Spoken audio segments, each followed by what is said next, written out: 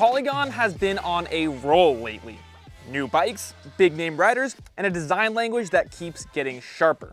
And at the 2025 Eurobike cycling trade show, they made one thing very clear, and that's they're not slowing down anytime soon.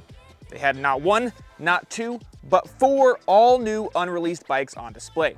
And these weren't just prototypes, they're all production ready and expected to hit the market later this year. So sit back, relax, and feast your eyes on the future of Polygon. First up, check out this full suspension cross-country bike Polygon is calling the Sincline DR. The bike, which shares a name with Polygon's current carbon cross-country hardtail, has a full carbon frame delivering 120 millimeters of travel front and rear. The choice to go with carbon was definitely a big one. This makes it Polygon's first carbon fiber full suspension bike since the Square One in 2017. It also introduces an all-new suspension platform with a one-piece flex day rear end and a linkage-driven shock sitting high in the front triangle.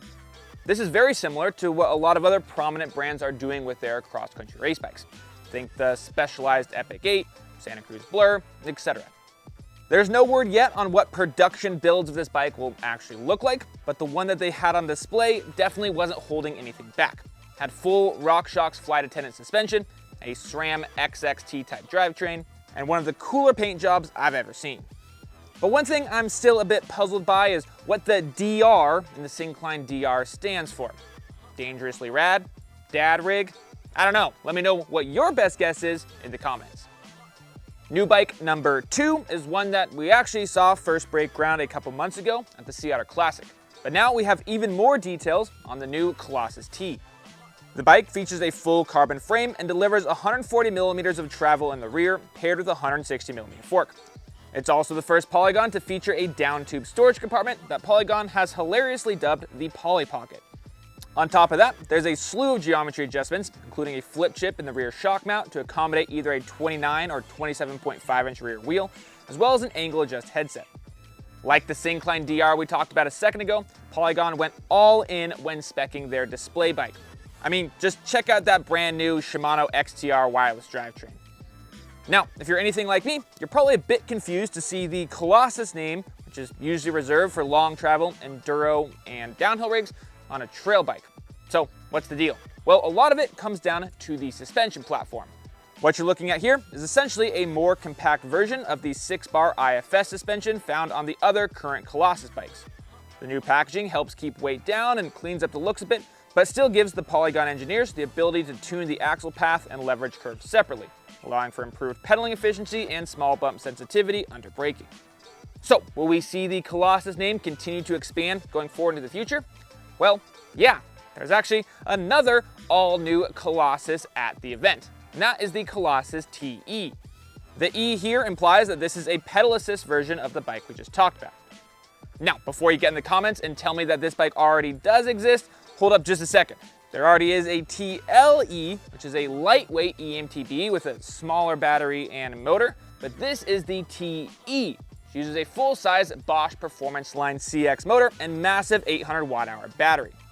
Otherwise, it shares a lot of the same features as the TLE that's already been released, including the carbon frame, sweet cutaway on the top tube, and 154 millimeters of rear wheel travel.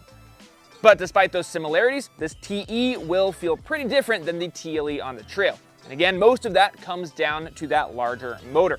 It offers up to 750 watts of peak power and a whopping 100 newton meters of torque, meaning there won't really be anything that you can't winch yourself up on the Colossus TE. And with the carbon frame and dialed IFS suspension, it looks to be the lightest full power EMTB Polygon's ever made. New bike number 4 is once again a Colossus. But now we're going back to that name's roots with a new Colossus N enduro bike. And this time, it's carbon. This guy shares the same geometry and even rear triangle as the current Colossus N that was released a couple months ago, but swaps an alloy front triangle out for a carbon one. Polygon claims that this material change shaves 500 grams, or 1.1 pounds if you play football in pads. But it's not just weight savings. Polygon says that it's also improved ride characteristics and given them the ability to fit the frame with the same Poly Pocket in-frame storage we saw on the Colossus T. Like I mentioned earlier, the rear triangle is still aluminum. It's actually the exact same one that's on the current Colossus. That means you get the same UDH compatibility, and for me, even more importantly, the ability to run a 27.5-inch wheel via the integrated flip chip. And while the carbon Colossus hasn't been released to the public just yet, Dan Wolf, who played a key role in designing it, has already rode it to a podium finish at the Trans Sierra Norte last fall. So there you have it, 4 new bikes from a brand that clearly has no intention of slowing down. So whether you're into cross-country, trail, or e-bikes, Polygon's definitely cooking something up that you might be interested in. Personally, I think my favorite of these 4 bikes is the Sincline DR. I've ridden a lot of these modern short travel bikes lately, and I'm excited to see what Polygon will do with the design. Let me know in the comments what your favorite bike is out of this batch, and after you've done that, grab your bike, whatever it is, get out there and get ripping.